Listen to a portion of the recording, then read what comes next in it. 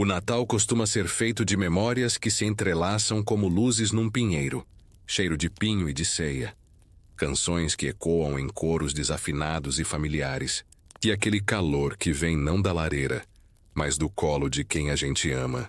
Minhas lembranças de infância são um mosaico dourado desses fragmentos, cada um mais precioso que o outro. Mas há uma memória que se destaca não pelo seu brilho tradicional, mas por sua estranheza peculiar.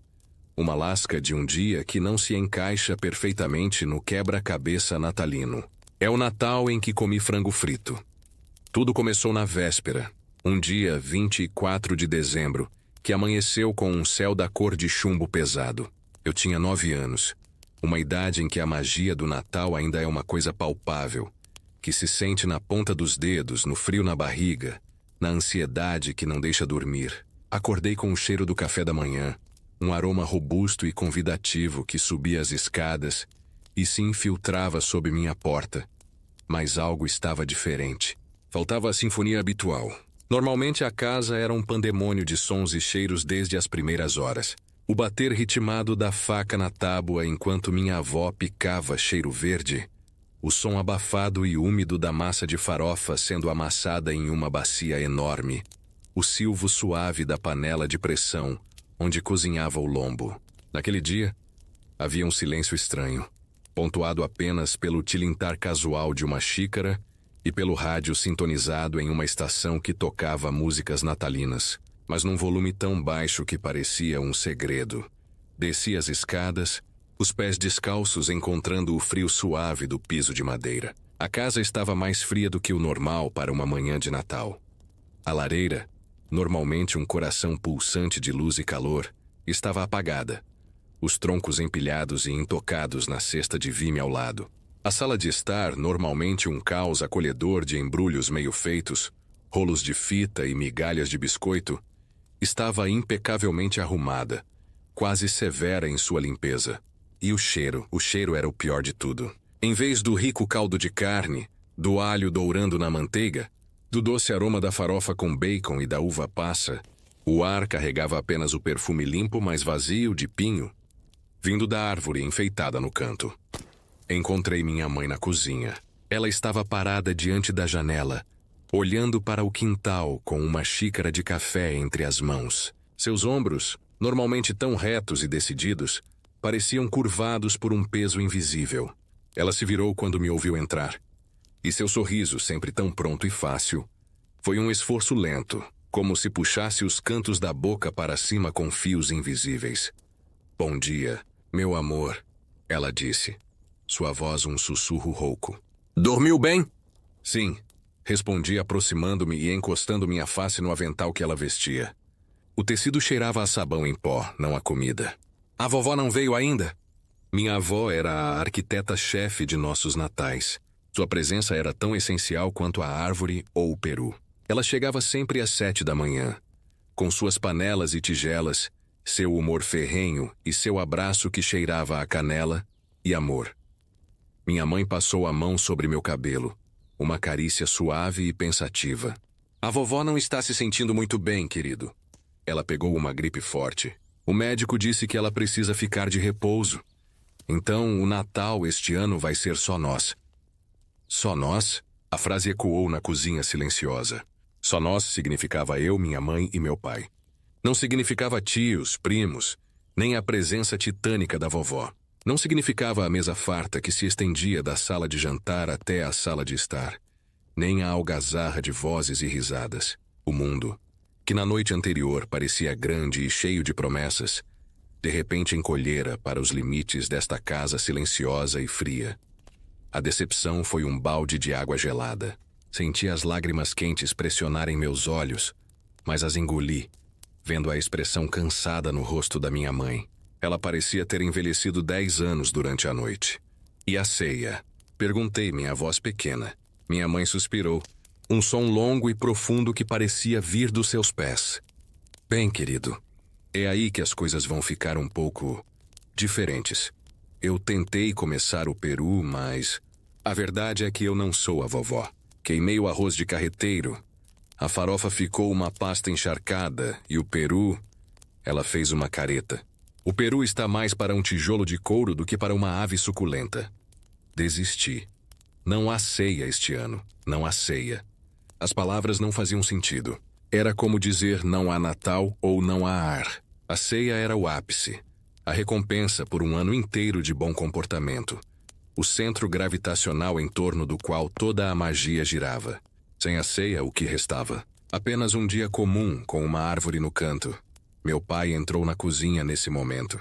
Ele já estava vestido, o que era incomum para um feriado. Seu rosto também estava sombrio. Então, é oficial? Ele perguntou à minha mãe, que respondeu com um aceno morno. Tudo bem. Eu liguei para todos os restaurantes, querida. Todos. Está tudo fechado. Nem o China Palace abre hoje. E os congelados do mercado? Bem, a fila era do tamanho da rodovia Presidente Dutra. Não conseguimos nada. O desespero começou a se instalar. Um frio que não tinha relação com a temperatura da casa. Estávamos encalhados à deriva em um mar de tradições quebradas, sem um prato de salvação à vista. Foi então que meu pai, esfregando o queixo, disse as palavras que ficariam para a história. Há sempre o frango dourado. Ele sugeriu, sua voz hesitante, testando as sílabas como se fossem de um idioma estrangeiro. O frango dourado era a lanchonete da esquina, um lugar que eu amava em dias normais por suas batatas fritas salgadas e seus suaves shakes de baunilha. Mas no Natal, era como sugerir trocar o Papai Noel por um entregador de pizza.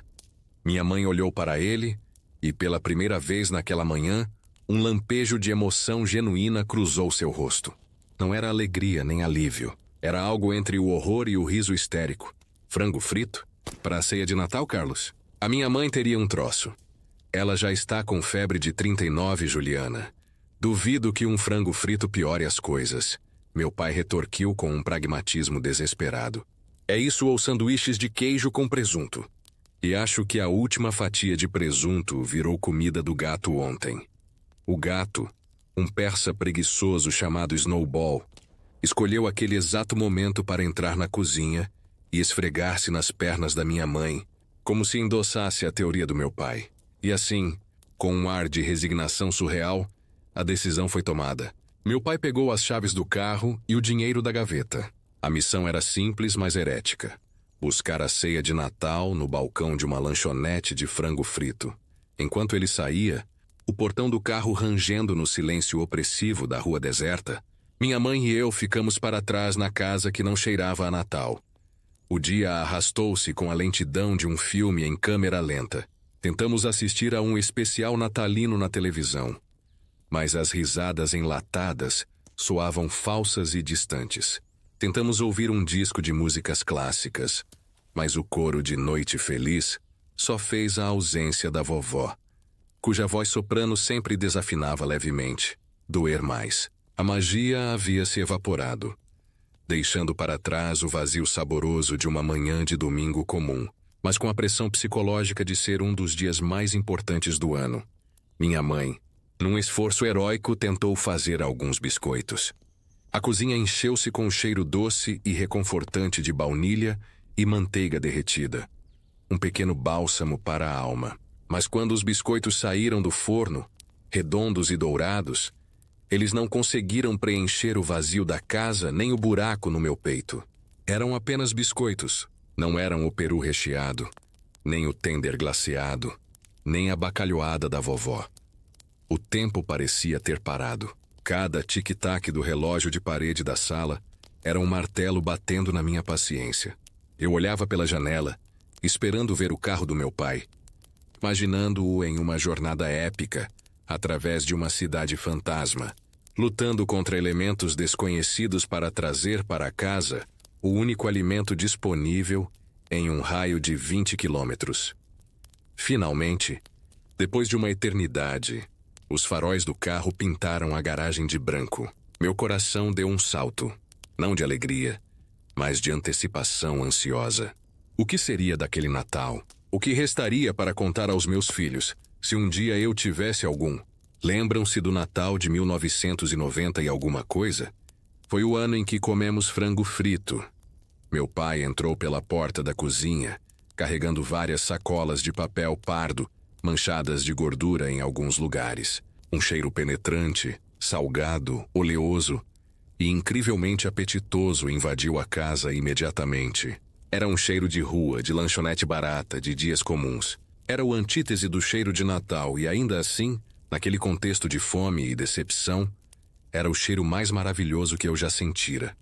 Ele colocou as sacolas sobre a mesa da cozinha, que minha mãe havia forrado com papel alumínio, numa tentativa patética de criar um ambiente festivo.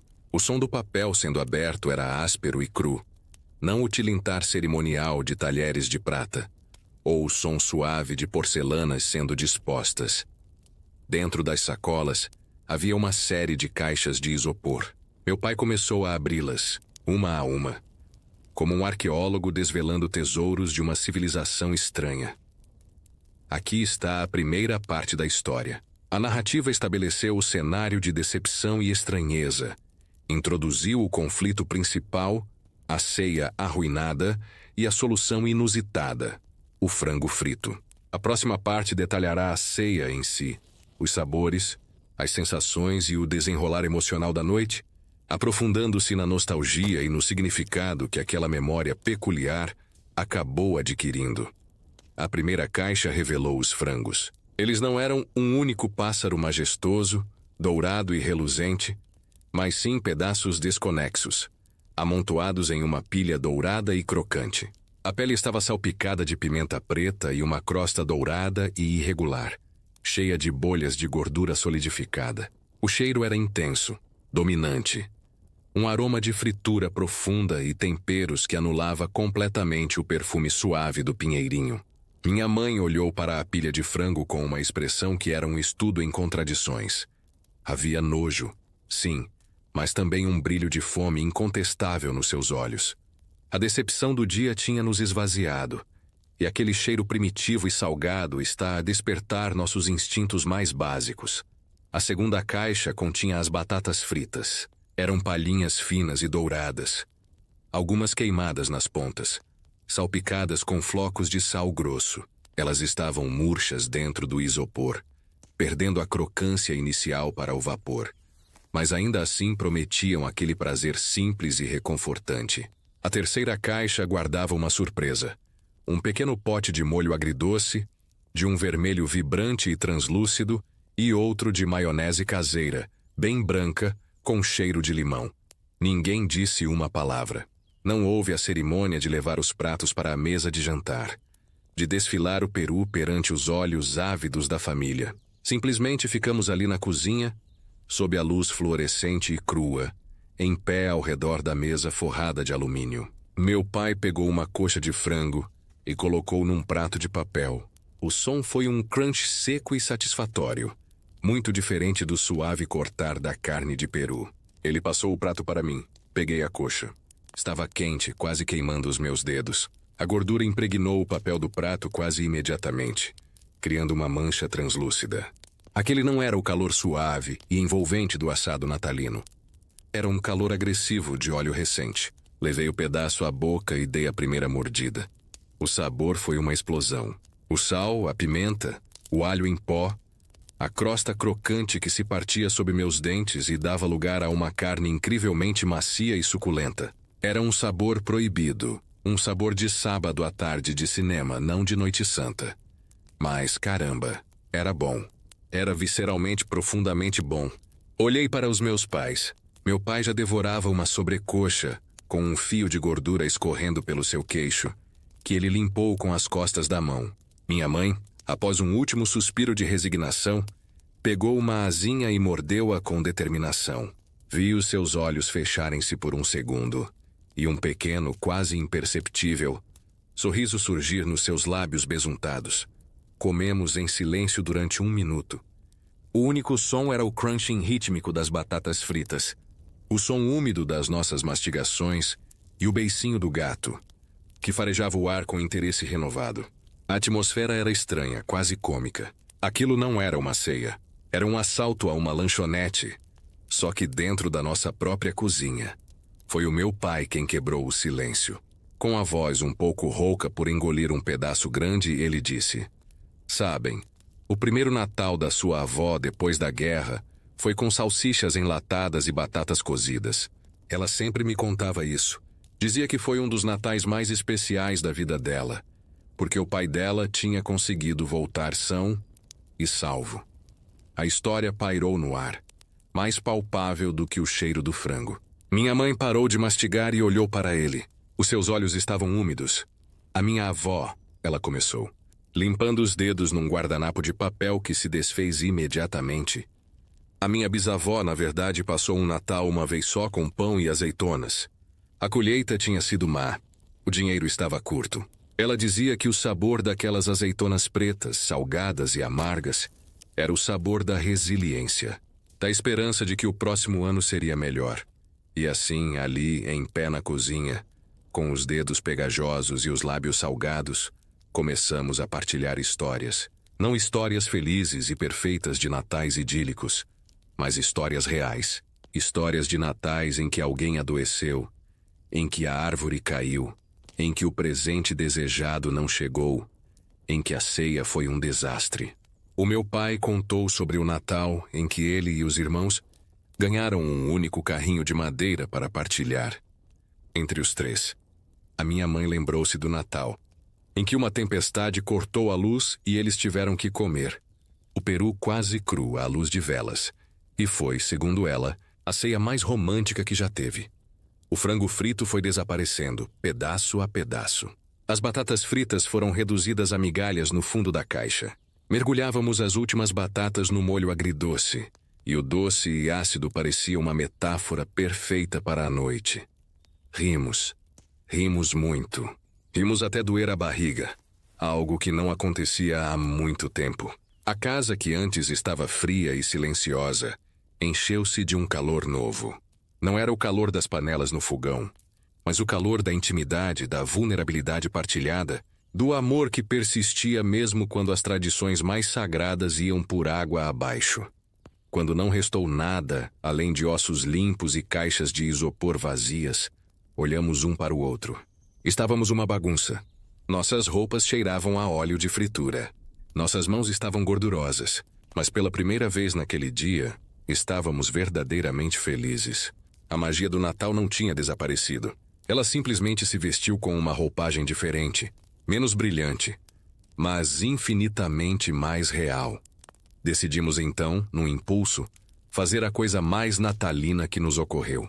Ligamos para a minha avó no interfone. A sua voz soou fraca ao telefone. Mas quando o meu pai, com a voz embargada de emoção genuína, disse: "Mãe, Feliz Natal", a ceia foi inesquecível. Ouvimos o seu riso do outro lado da linha. Um riso que se transformou numa tosse, mas que carregava uma alegria contagiante. "Contem-me tudo", ela pediu. E nós contamos. Enquanto a noite avançava lá fora, nós os três sentamo-nos no sofá da sala, com o telefone no colo da minha mãe no modo viva voz, e narramos a nossa epopeia do frango frito.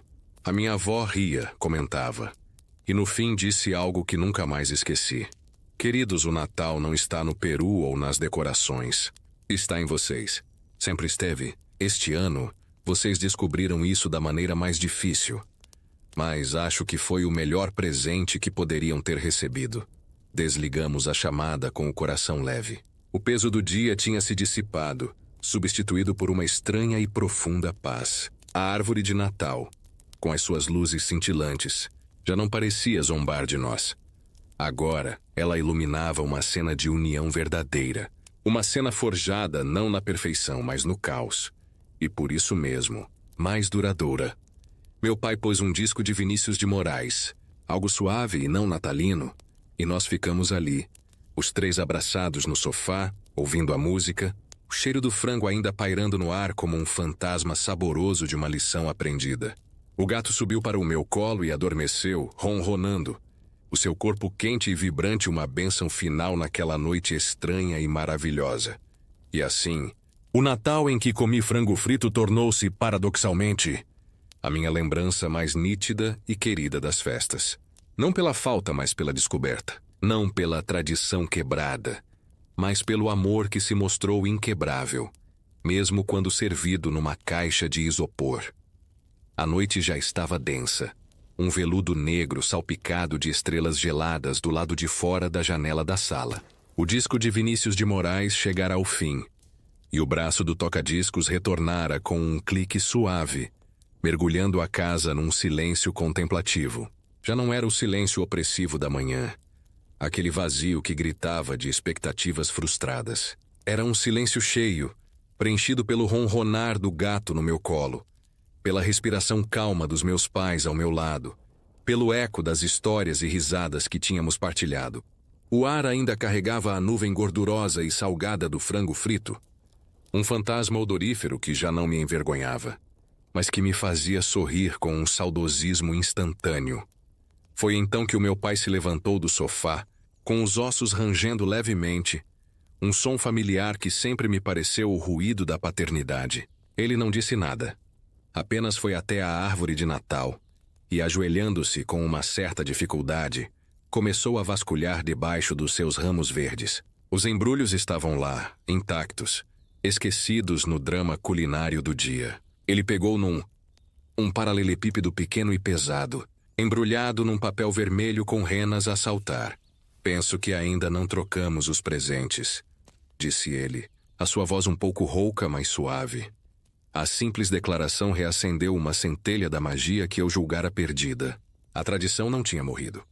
Tinha apenas sido adiada. A minha mãe endireitou-se no sofá, os seus olhos brilhando à luz das pequenas lâmpadas coloridas da árvore. Ela estendeu a mão e pegou noutro embrulho, um mais plano e rectangular, com um laço verde desalinhado, obra das minhas tentativas de ajudar nos embrulhos semanas antes. Sentamo-nos no tapete, em frente à árvore, formando um pequeno círculo íntimo. O gato, perturbado no seu sono, deu uma volta e encolheu-se junto à minha perna, observando-nos com os seus olhos semicerrados e cintilantes. O ritual começou. O som do papel a ser rasgado encheu a sala. Um ruído crocante e promissor, que se sobrepôs a tudo. Era o som da antecipação, da surpresa, do amor materializado em objetos. O meu presente era um livro. Não um livro qualquer, mas uma edição lindíssima de As Crônicas de Nárnia, com a capa de couro e ilustrações a cores. Eu devorei os livros naquela idade, e aquele era aquele que eu cobiçara na montra da livraria durante meses. Segurei-o nas mãos, sentindo o cheiro do papel novo, a textura da capa, o peso das páginas cheias de mundos por explorar. Naquele contexto, depois de um dia tão estranho, aquele mundo de fantasia parecia mais real, mais necessário do que nunca. Olhei para os meus pais, as palavras a falharem-me. Minha mãe sorriu, um sorriso verdadeiro e fácil finalmente. "Sabíamos que precisavas de uma boa aventura", disse ela, piscando o olho. Os presentes deles foram igualmente simples, mas perfeitos. O meu pai abriu uma nova chávena de café, daquelas grandes com a inscrição "O melhor pai do mundo", que ele fingia detestar, mas que usava com orgulho todas as manhãs. A minha mãe recebeu um lenço de seda azul, da cor dos seus olhos, e quando o desdobrou, uma lágrima solitária escorreu-lhe pela face, que ela enxugou rapidamente com a própria seda. Não havia a loucura habitual de dezenas de presentes, o papel de embrulho a formar uma montanha no centro da sala. Havia apenas 3. 3 presentes escolhidos com cuidado, trocados num momento de paz profunda. E de alguma forma, sentiram-se mais significativos do que qualquer pilha de brinquedos reluzentes. Eram símbolos não de consumo, mas de conhecimento, de conforto, de beleza. Eram faróis na estranheza daquela noite. Depois de arrumarmos o papel, ficamos ali sentados no tapete. O meu pai pegou no livro e começou a ler o primeiro capítulo em voz alta. A sua voz, grave e calma, preencheu a sala, pintando imagens de guarda-roupas mágicos e florestas cobertas de neve. Eu encostei a cabeça no ombro da minha mãe, fechei os olhos e deixei-me levar pela narrativa. O cheiro do frango frito misturava-se com o perfume do pinheiro e o som da voz do meu pai, criando uma memória sensorial tão complexa e única que sei que nunca se repetirá. Naquele momento, de olhos fechados, percebi: a magia do Natal não é uma fórmula. Não é peru mais árvore mais presentes vezes família igual a felicidade. É algo mais orgânico, mais resiliente. É a capacidade de encontrar luz na escuridão, calor no frio e união no caos. É a flexibilidade do amor, que se molda e se adapta quando as circunstâncias falham. O frango frito não tinha arruinado o nosso Natal. Tinha de facto libertado-o. Libertou-nos da tirania da perfeição, da obrigação da felicidade forçada. Tinha nos dado permissão para sermos apenas nós, uma família pequena e imperfeita, a enfrentar uma noite estranha da melhor maneira que podíamos. Quando o meu pai terminou o capítulo, já passava da minha hora de dormir. Mas ninguém se moveu. Ficamos ali, envoltos no calor do nosso pequeno círculo, ouvindo o vento lá fora assobiar levemente nos beirais da casa. A memória da ceia falhada, da decepção inicial, já parecia pertencer a outro ano, a outra vida. Tínhamos atravessado algo juntos e do outro lado encontráramos não o vazio, mas uma versão mais forte e mais verdadeira de nós mesmos. O meu pai levantou-se finalmente e estendeu a mão para me ajudar a levantar. A minha mãe pegou no gato, que se esticou todo num grande bocejo. Subimos as escadas juntos, os degraus rangendo sob o nosso peso. Uma sinfonia doméstica que nunca me soara tão reconfortante. Na porta do meu quarto, a minha mãe deu-me um beijo na testa. "Feliz Natal, meu amor", sussurrou. E o seu hálito cheirava levemente a alho e a maionese. Um cheiro que, naquele momento, era o cheiro do amor incondicional. "Feliz Natal, mãe, pai." Entrei no meu quarto e fui até a janela. A rua estava deserta e silenciosa. As outras casas com as suas janelas escuras ou com a luz azulada das televisões. Em nenhuma delas eu sabia. As pessoas estariam a partilhar histórias de natais desastrosos com os dedos pegajosos de gordura. Em nenhuma delas o cheiro predominante seria o de um balcão de lanchonete. Por um momento senti uma pontada de uma estranha inveja por aquelas famílias, presas nas suas tradições perfeitas e previsíveis. Elas nunca saberiam o que era descobrir que a magia não está na ceia, mas na forma como se parte o frango e se partilha a história. Deitei-me na cama, puxando os cobertores até ao queixo. O meu novo livro estava na mesa de cabeceira, uma promessa de aventura. O sabor do frango frito e do molho agridoce ainda era uma memória vívida na minha língua. E o sentimento no meu peito não era de decepção, nem de alívio. Era de uma gratidão profunda e tranquila. Gratidão pelo frango frito. Gratidão pela avó doente que nos forçara a este desvio.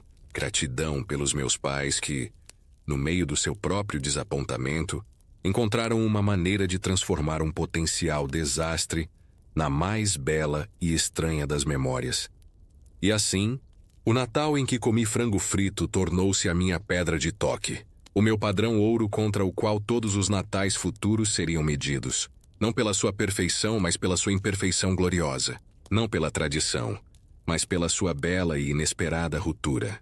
Foi o Natal que me ensinou que a verdadeira magia não se encontra no que se segue ao script, mas na beleza improvisada que se cria quando o script é atirado para o lixo e se descobre que a peça é, ainda assim, profundamente, inesquecivelmente perfeita.